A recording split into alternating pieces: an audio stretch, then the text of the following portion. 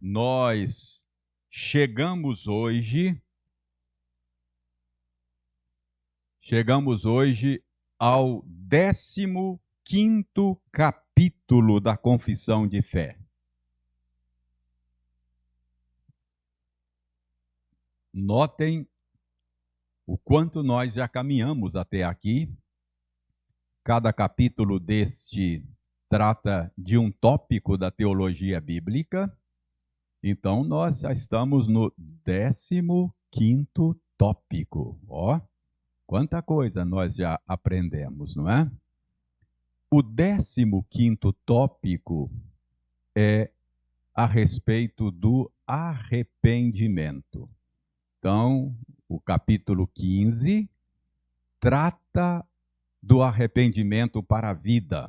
Irmãos nossos do passado, lá do século 17, organizou para nós, neste capítulo, o ensino a respeito do arrependimento. Esse é um tópico, é um tema muito importante. Todos os outros que nós estudamos são temas importantes. Mas o que eu estou querendo dizer é que esse tema é um tema fundamental da vida cristã. Nós estudamos no capítulo anterior a respeito da fé salvadora, que também é um tema fundamental. Sem fé é impossível agradar a Deus. Sem fé, você não pode ser salvo. Nós somos salvos pela fé, mediante a fé, causa instrumental da nossa salvação. A causa eficiente é sempre Jesus Cristo e a sua obra. Mas você, sem fé, não pode ser salvo. Assim também o arrependimento. O arrependimento é um tema fundamental da vida cristã. Sem o arrependimento, você não é cristão. Sem a experiência do arrependimento, você está perdido. Então, é uma experiência fundamental da vida cristã. E por ser uma experiência fundamental, nós estamos bastante familiarizados porque a gente fala muito a respeito do arrependimento. Mas eu tenho uma suspeita. Embora a gente fale muito a respeito dessa experiência do arrependimento, a minha suspeita é que nem sempre nós entendemos corretamente a natureza dessa experiência, não é? Então, nós vamos começar hoje a estudar esta experiência do arrependimento. Então vejam aí no parágrafo 1º como os nossos irmãos que escreveram a confissão de fé articularam uma definição do arrependimento para a vida. O arrependimento para a vida, escreveram eles, é uma graça do Evangelho, cuja doutrina deve ser tão pregada por todo ministro do Evangelho como a da fé em Cristo. Então, o arrependimento para a vida pode ser definido dessa maneira aí. Vamos destacar aqui alguns aspectos. Primeiro, notem que os nossos irmãos que escreveram a confissão de fé chamam a experiência em questão de arrependimento para a vida. Isso pressupõe o quê? Pressupõe que nem todo arrependimento é para a vida. Você pode falar de arrependimento que não é para a vida. Então, a Escritura pressupõe isso ou ensina isso. Por exemplo, escrevendo aos Coríntios, Paulo falou de uma tristeza que é segundo Deus e de uma tristeza que é segundo o mundo, não é? Então, nem todo arrependimento é para a vida. O arrependimento do qual estamos tratando é o arrependimento para a vida.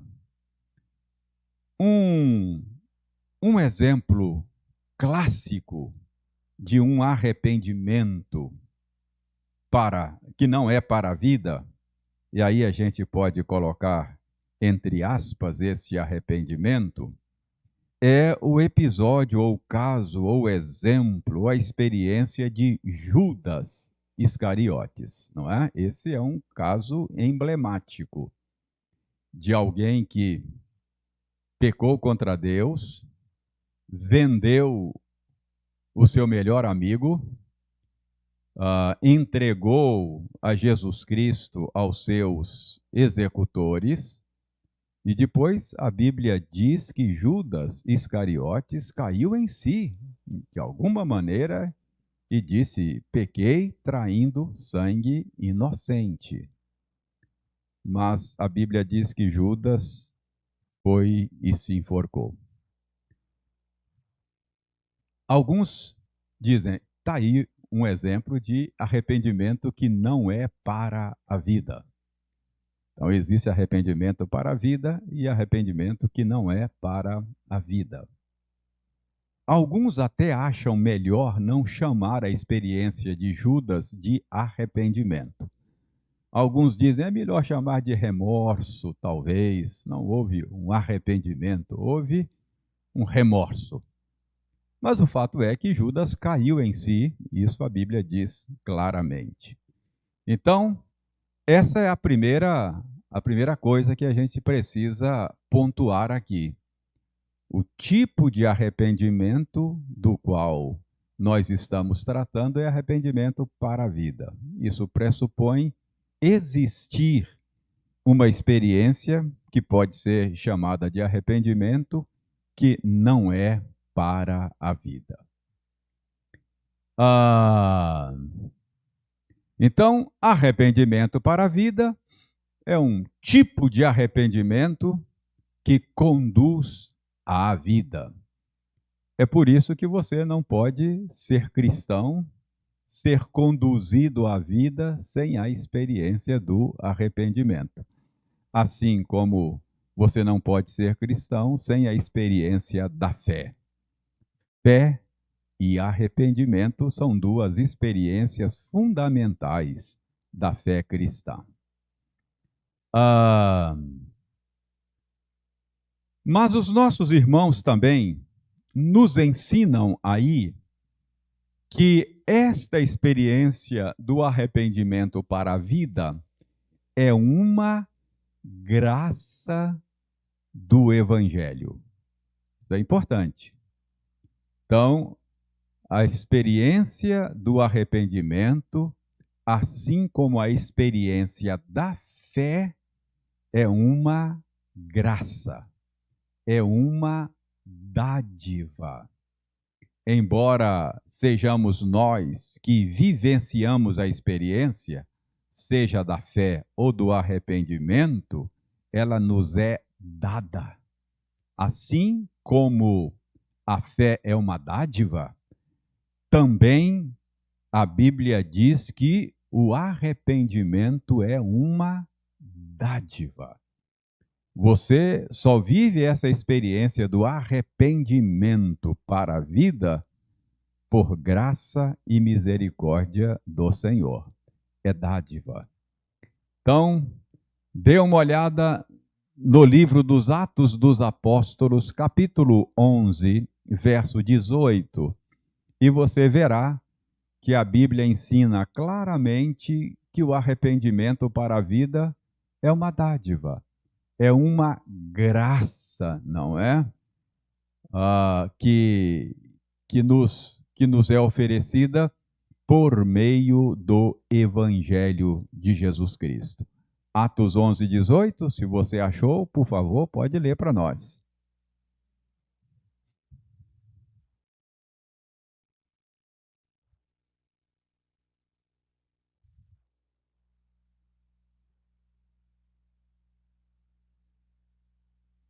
Olha, notem que está dizendo aí que o arrependimento para a vida, na experiência dos gentios, foi uma dádiva, foi uma concessão do Senhor Deus. Deus concedeu também aos gentios o arrependimento para a vida. Então a Bíblia ensina claramente que o arrependimento é uma dádiva, não é? É uma graça do Evangelho. Então, significa aí do Evangelho, porque é uma verdade, porque é uma admissão de uma verdade a respeito de nós mesmos que o Evangelho proclama. Então, o Evangelho, a boa nova de salvação, proclama também uma má notícia a nosso respeito. A gente às vezes não percebe, mas o Evangelho só faz sentido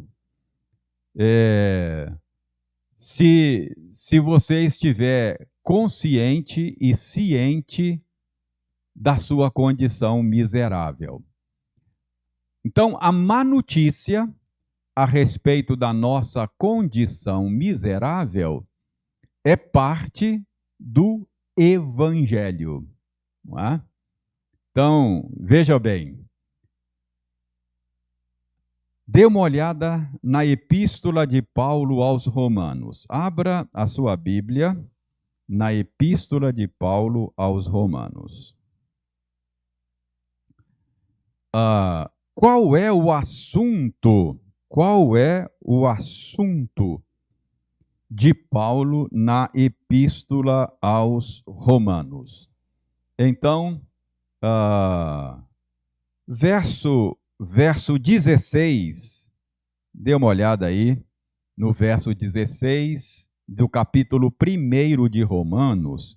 Na edição da Bíblia que eu estou usando, tem até aí um subtítulo em negrito, dizendo o assunto da epístola. Obviamente, não é parte do texto inspirado, mas os editores aqui, eu creio, eles entenderam o assunto da epístola. Qual é o assunto da epístola? O Evangelho como poder de Deus para a salvação. Paulo diz no verso 16, eu não me envergonho do Evangelho. Então, o que Paulo está fazendo na Epístola aos Romanos? Ele está explicando o Evangelho, a boa notícia de salvação. Como é que Paulo começa a Epístola aos Romanos?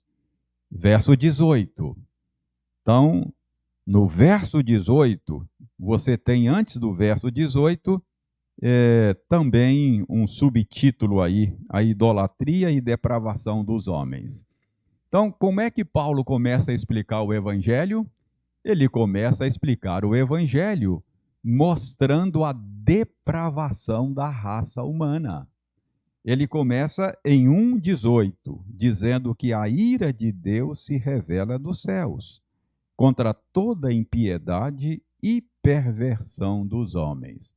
Então, Paulo começa a explicar o Evangelho, dizendo que Deus está irado contra a humanidade, com toda a razão, e ele vai, então, gastar muita tinta para explicar a condição miserável em que se encontra a humanidade.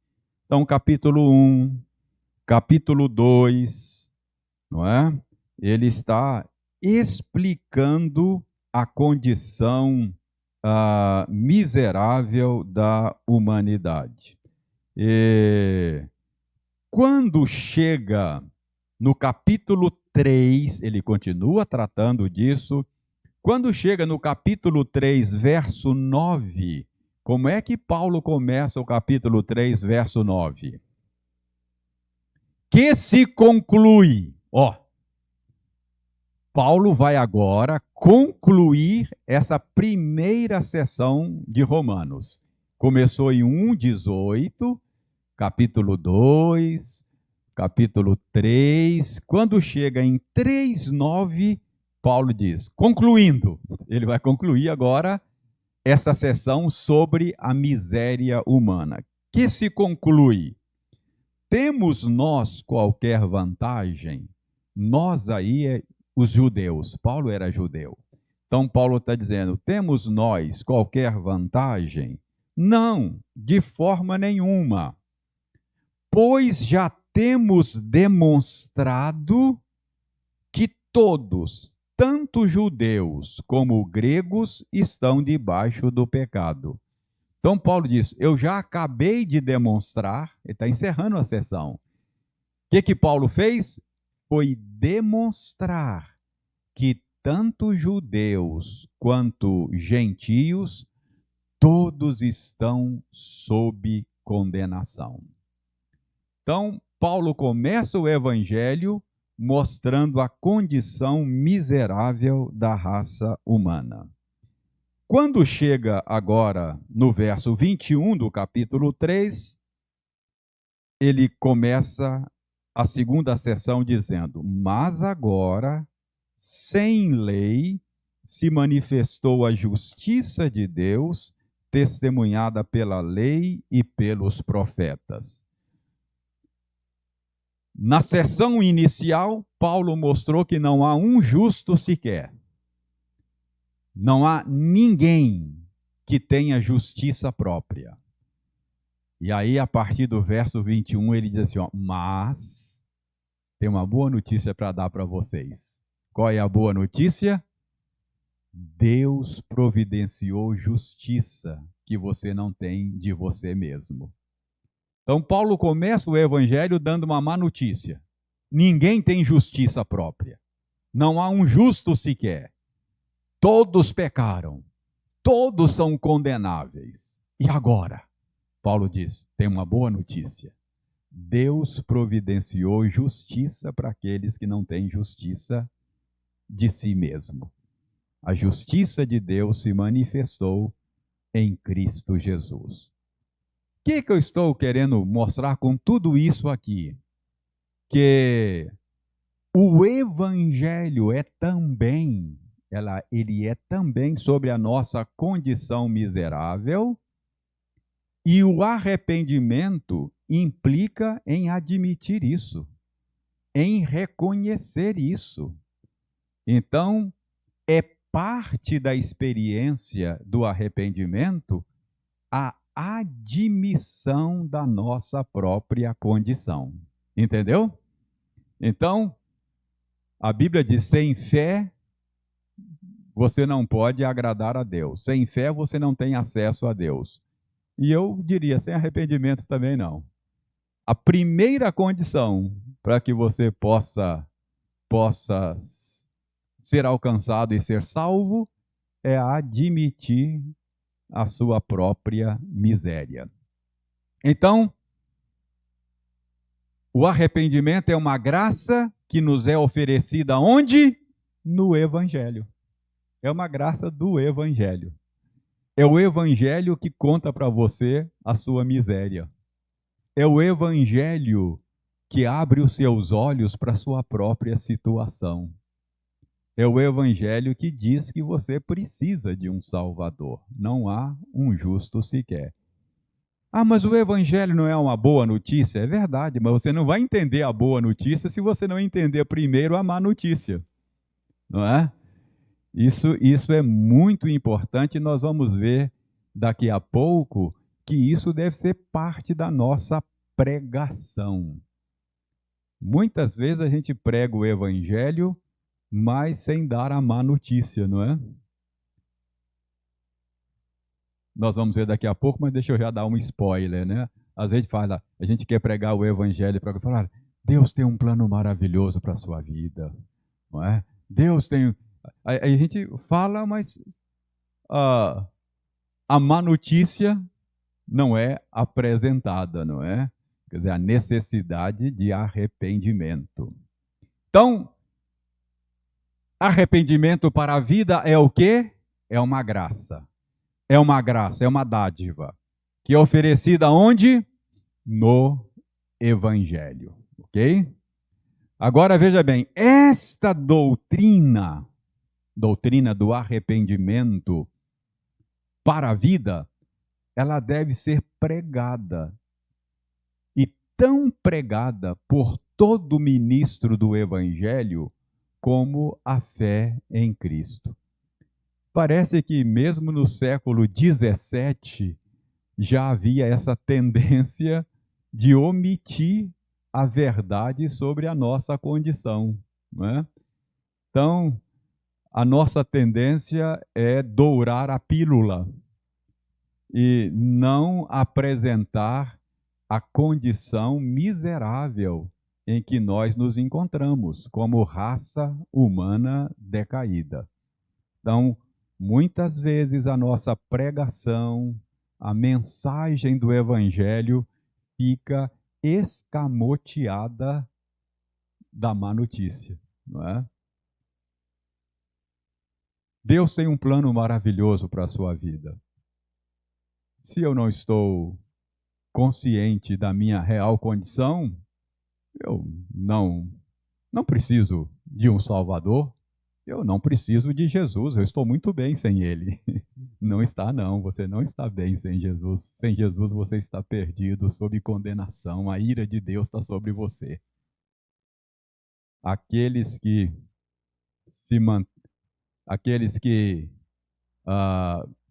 quem crê em Cristo, quem crê no Filho tem a vida eterna. Mas os que se mantêm rebeldes contra o Filho, sobre eles permanece a ira de Deus. A ira de Deus está pairando sobre toda a humanidade. O convite é fugir da ira. Você tem que escapar dessa ira.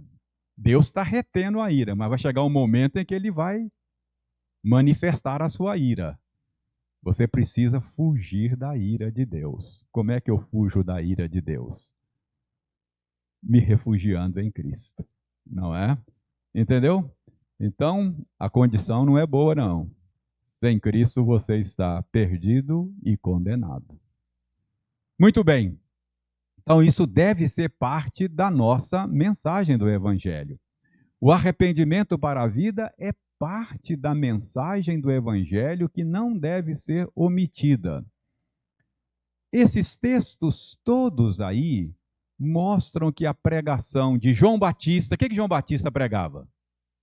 Arrependei-vos, não é? O reino de Deus está próximo.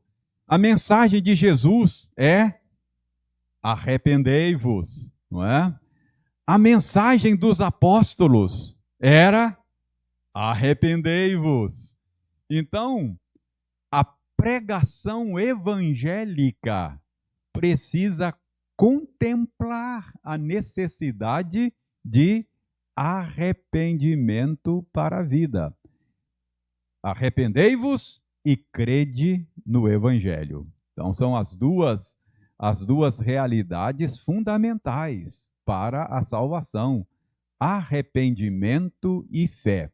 Mas parece que a gente tem uma tendência de escamotear ou tirar a verdade do arrependimento da nossa mensagem.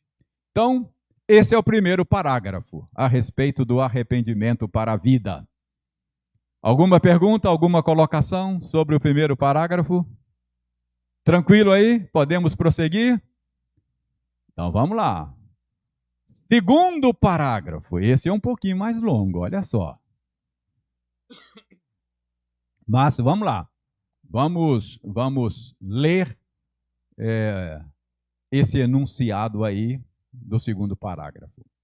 Movido pelo reconhecimento e sentimento, não só do perigo, mas também da impureza e odiosidade do pecado, como contrários à santa natureza e justa lei de Deus, apreendendo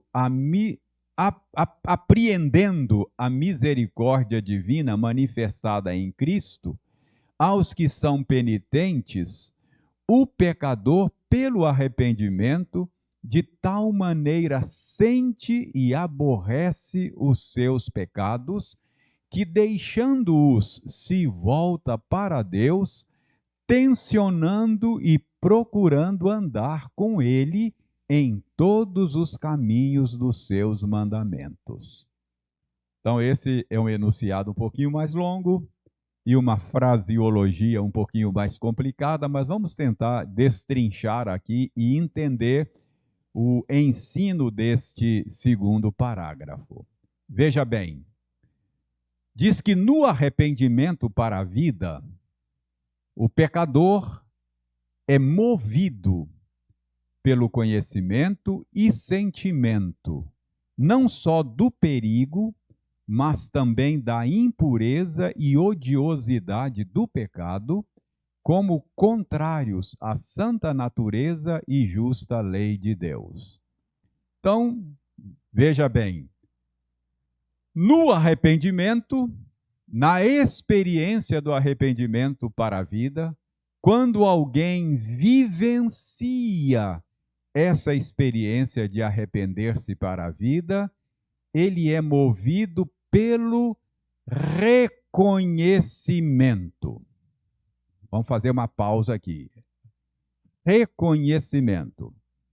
Alguém que se arrependeu para a vida, ele reconheceu a sua situação, o risco, a odiosidade do pecado, como contrário à vontade de Deus. Então, na experiência do arrependimento para a vida, há um reconhecimento do nosso pecado. Portanto, a natureza cognitiva nossa é parte desta experiência de arrependimento. Quando uma pessoa se arrepende para a vida, ela se arrepende com o seu intelecto. É uma experiência intelectiva. Há um reconhecimento da minha condição. O Salmo 51, que o Wildeir leu conosco, é a manifestação do arrependimento de Davi. Aquele salmo, eu diria que ele é uma anatomia do arrependimento. A gente pode ver ali muito claramente esse elemento cognitivo. Olha os versos 1 a 4. Alguém releia para nós os versos 1 a 4 do Salmo 51.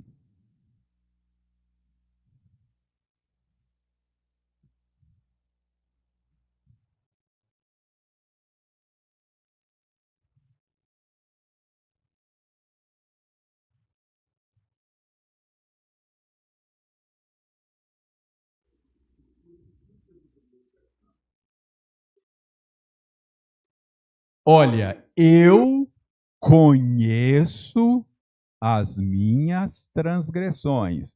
O intelecto, a cognição de Davi, de Davi está envolvida nessa experiência de arrependimento. Davi está dizendo, eu conheço, eu conheço. Então, ele se arrepende com o seu intelecto. Continua lendo.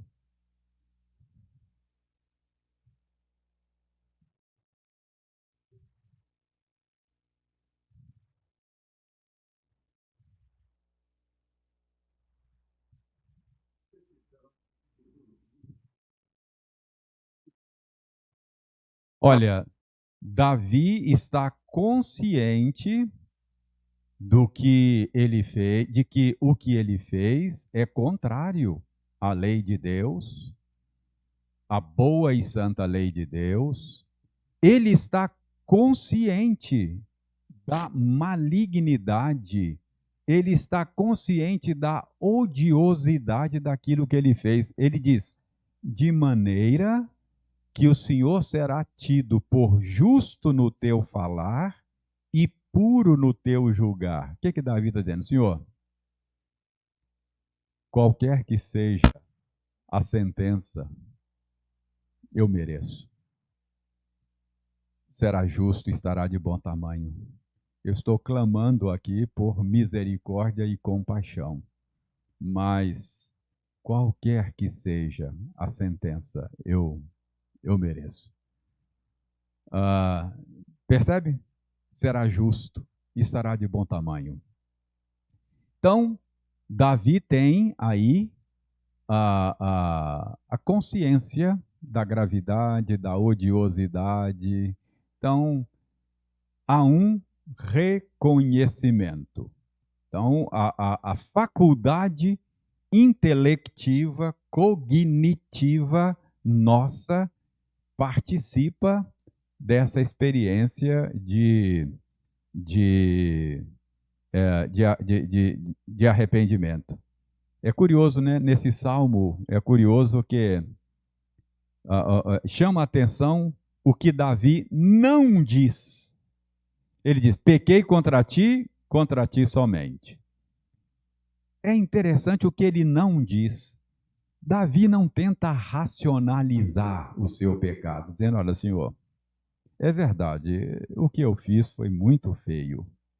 Mas, Senhor, essa mulher é muito indiscreta, ficou se mostrando aí, não é? E o Senhor sabe, né? Eu ando muito carente ultimamente e tal. Ele não ficou racionalizando. Eu pequei contra ti somente, e não há explicação, não há saída, não há recurso. Pequei contra ti. Então, é muito interessante isso. Davi ele está consciente, movido pelo reconhecimento. Mas, curiosamente, diz aí que aquela pessoa que experimenta esse tipo de arrependimento, ele é movido também pelo sentimento. Viu ali? Movido pelo reconhecimento e movido também pelo sentimento. Isso nos faz concluir que essa experiência de arrependimento para a vida, ela envolve não apenas a nossa natureza ou a nossa faculdade cognitiva, mas também a nossa faculdade afetiva, os nossos afetos, não é? Nós nos arrependemos com as nossas emoções também. É parte da coisa, não é? Dê uma olhada em Ezequiel 36, 31.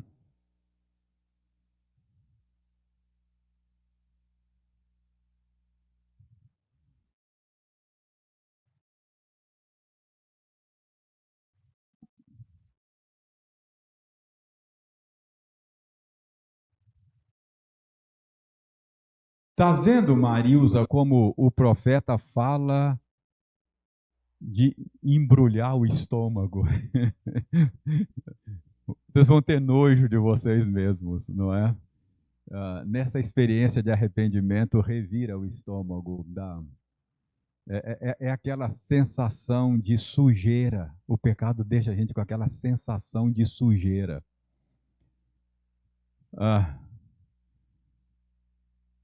O apóstolo João diz lá, né, que Deus é fiel e justo para nos perdoar e nos purificar.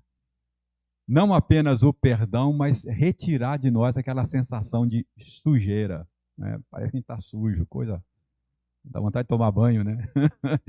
Ficar se lavando, né? Então, o arrependimento traz para nós essa sensação. Os nossos afetos, os nossos sentimentos participam dessa experiência, sabe? Davi parece que viveu isso, né? Ele diz: purifica-me com hisopo e ficarei limpo. Ele está pensando naquele ritual de purificação lá do Antigo Testamento, né? Com galinho de sopo assim, que o sacerdote aspergia sobre o povo. Ele fala lá, restitui-me a alegria da salvação. Então, Davi estava abatido, para baixo, não é? Desanimado, sem alegria, sem ânimo. Então, ele não apenas toma conhecimento, não apenas a sua natureza, a sua dimensão cognitiva está vivendo isso, mas ele também vive isso com seus afetos, com as suas emoções. Toca as emoções, não é?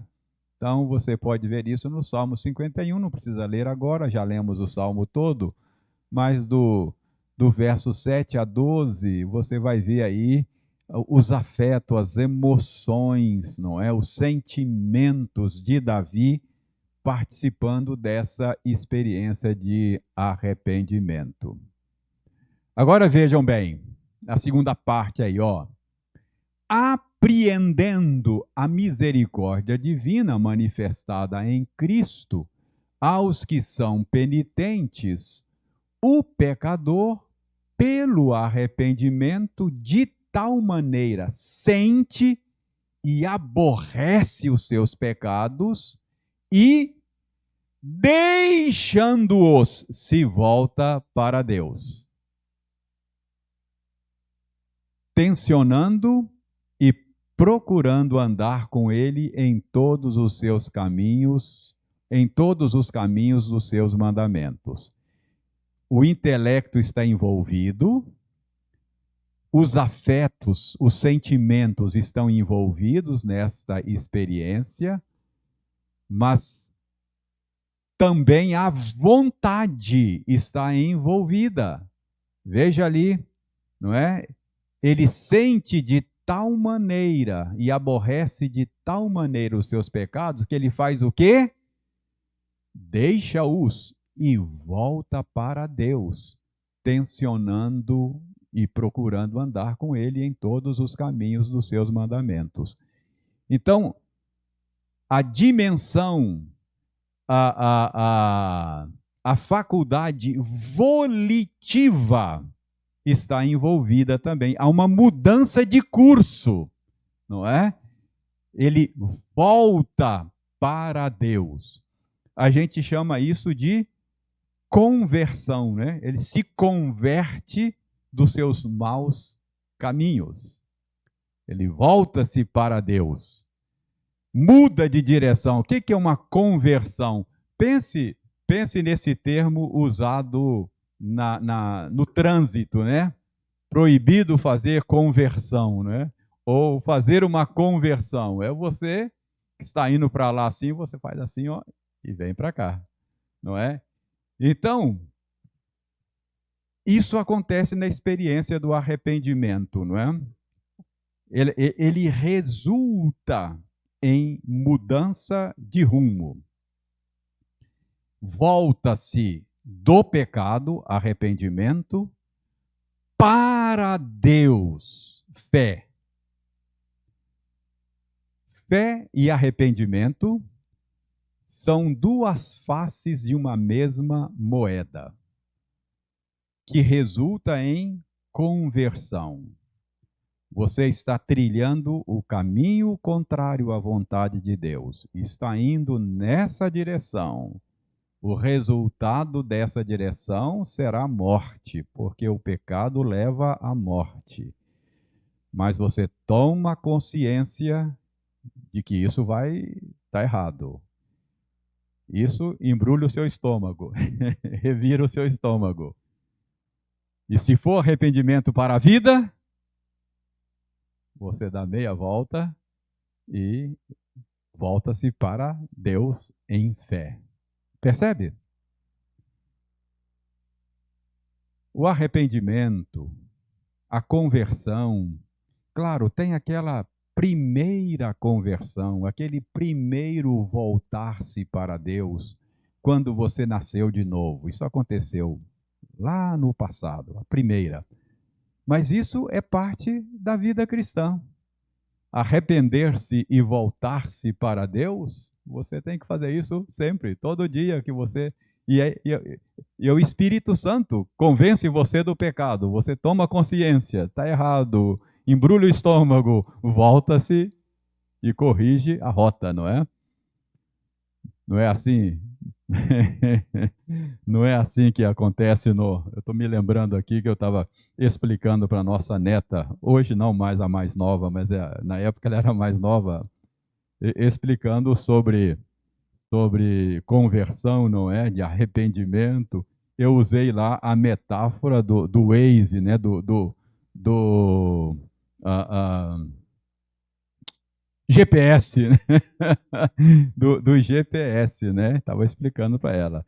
Ah, o, o pai delas gravou a voz delas no Waze dele, né? Então, as filhas é que falam, né? Papai, cuidado, papai, volta, papai, recalculando a rota, não é? Então, eu disse, olha, quando a gente, não é assim que acontece, quando seu pai erra lá o caminho, a estrada, aí não fala lá no GPS, recalculando, aí você tem que tomar a direção certa, senão vai cair no buraco, vai dar problema.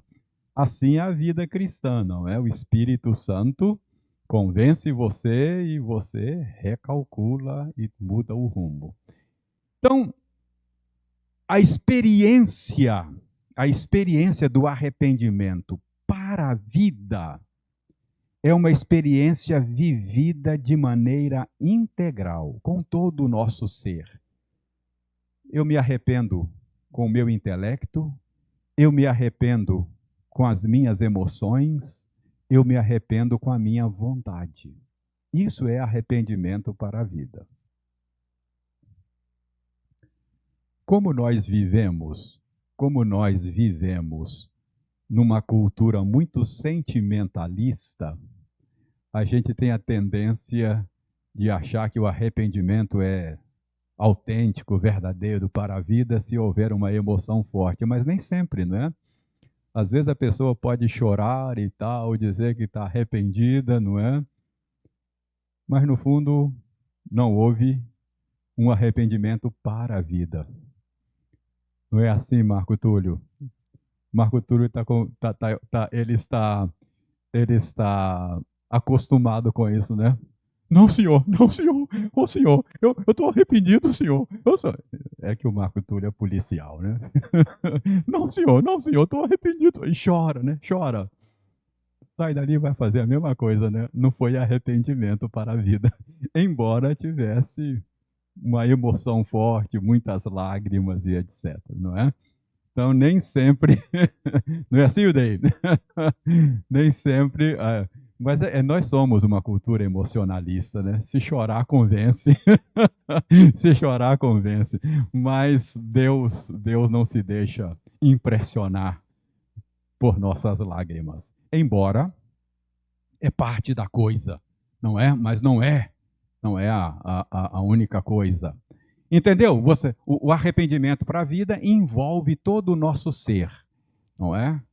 Intelecto, as nossas afeições e a nossa vontade. Ok? Acho que é isso que eles estão ensinando aí, e isso é bastante bíblico. Acho que os nossos irmãos conseguiram captar bem o ensino da Bíblia a respeito dessa experiência de arrependimento.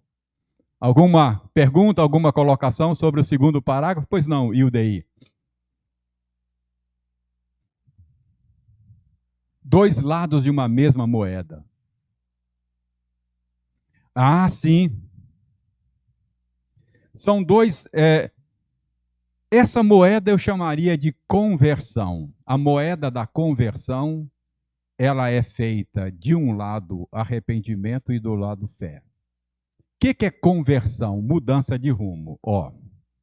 Quando você se converte, você está indo numa direção, aí você faz assim, vem para cá. Entendeu? Então, ao fazer isso aqui, você volta de algo para algo. Você volta-se do pecado a um deixar e um abraçar uma nova direção. Esse deixar o caminho errado é o arrependimento. Esse abraçar o novo caminho é fé. Quem é o caminho? Jesus. Entendeu? Então, todos nós, quando fomos a Cristo ou vamos a Cristo em busca de perdão, nós vamos em arrependimento e fé.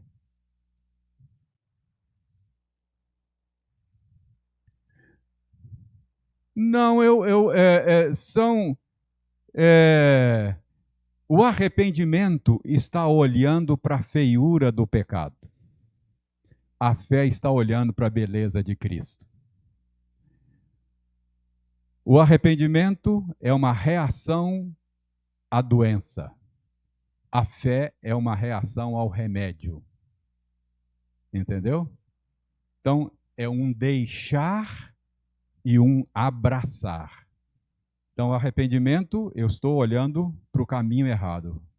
Isso vai me levar à morte. Eu vou deixar esse caminho. Mas para onde eu vou? Para onde eu vou? Aí eu preciso de, olha lá, apreendendo a misericórdia divina manifestada em Cristo aos que são penitentes. O arrependimento, o arrependido, ele vai a Cristo em fé, sabendo que vai encontrar a solução para o seu problema. Confundiu mais ou não? Deu? Faz sentido aí?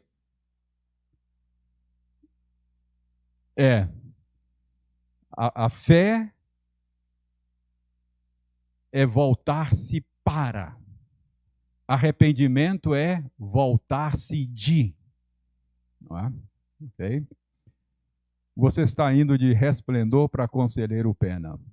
Aí quando você volta, quando você chega no meio do caminho, aí você fala, não, vou voltar para Resplendor, não quero ir para Conselheiro Pena. Aí você volta para Resplendor. Então, o voltar-se de Conselheiro para Resplendor é a melhor coisa. Muito bem, Yudei. Ok? Tranquilo aí? Mais alguma pergunta? Alguma colocação? Deu para entender essa experiência de arrependimento? Então, você já sabe.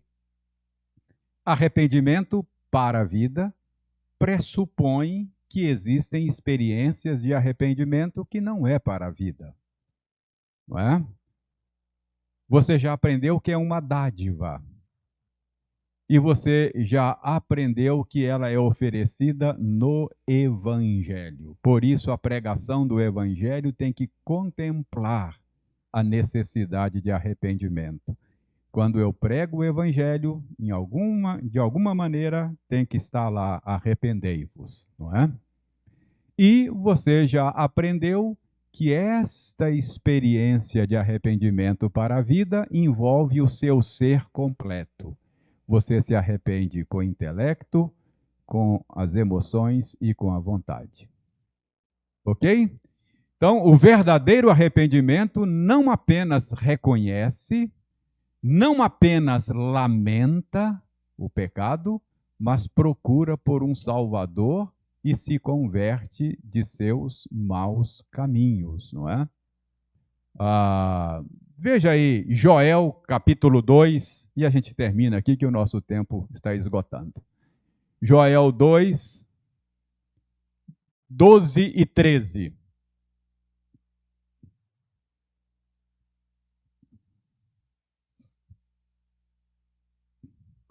Joel 2, 12 e 13.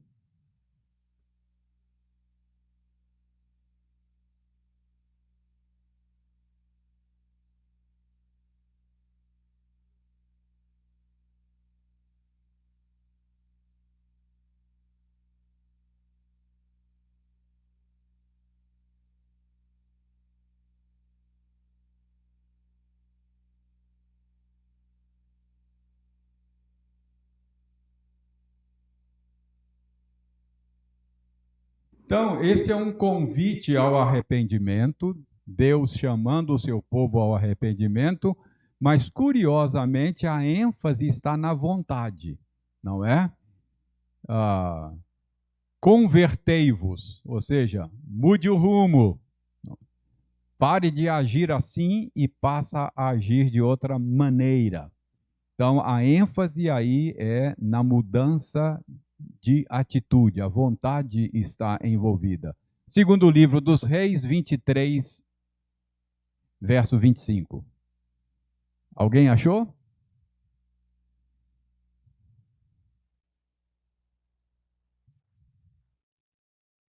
Segundo o livro dos Reis, capítulo 23, verso 25.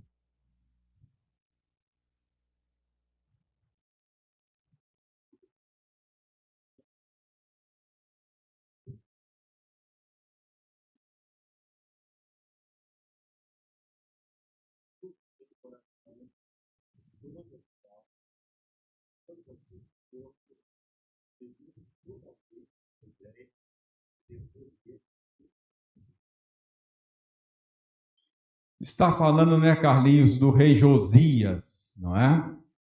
Que se arrependeu, mais uma vez, a ênfase está na mudança de rumo, conversão, ok? Então, são textos que servem de base para aquilo que nós dissemos, que a experiência de arrependimento para a vida envolve também a vontade. Pois não, cara.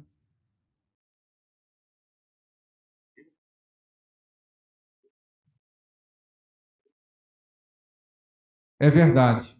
Essa expressão de todo o coração na Escritura é com todo o nosso ser, com tudo aquilo que somos, não é? Então, se o intelecto está envolvido, eu admito. Se eu choro, as minhas emoções estão envolvidas, mas a minha vontade não participa disso, esse arrependimento é fake, né? Entendeu? Não é arrependimento para a vida. Tá? E isso vez após vez. Pois não, Carlos Sus?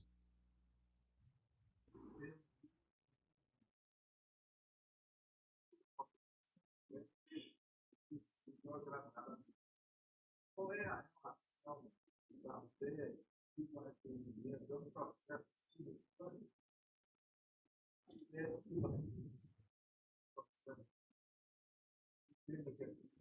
Sim, eu acho que isso está muito entrelaçado, não é?